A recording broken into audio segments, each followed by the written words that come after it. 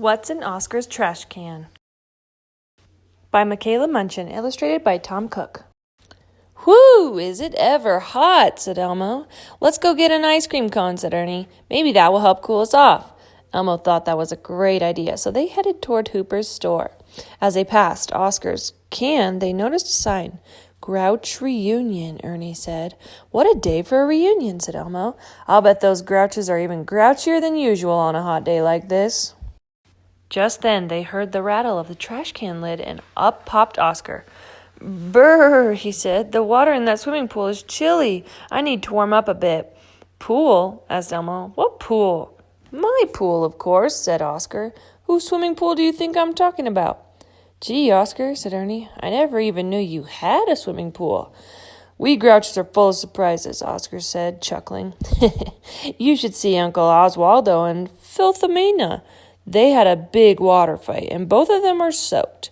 Then Fluffy the elephant got in the act and sprayed Grungetta with his trunk. It was great." "An elephant?" cried Elmo. "You mean an elephant lives down there with you?" "Sure," Oscar said with a shrug. "What else is in your can, Oscar?" asked Ernie. "Do you mean besides the ice skating rink?" Oscar asked. "Ice skating rink?" Elmo cried. "Yep," Oscar nodded. "And that reminds me, Slimy's been practicing making figure eights all week. He's going to put on a picnic.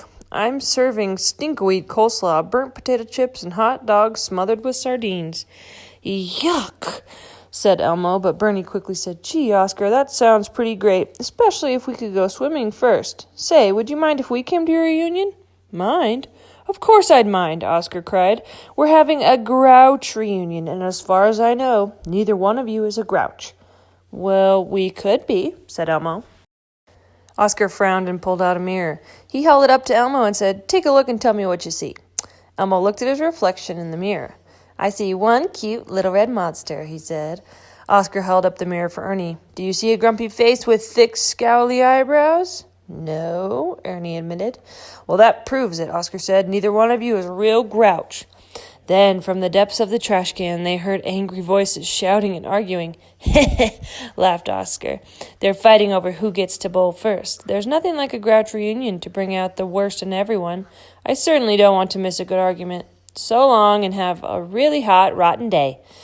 And with a crash of the trash can lid, he was gone. Elmo scratched his head and looked at Ernie.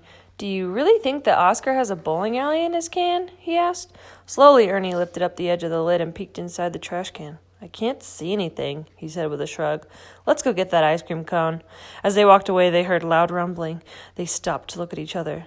"Doesn't that sound like bowling, Ernie?" asked Elmo. "Nah," said Ernie. "It couldn't be. Could it?" The end.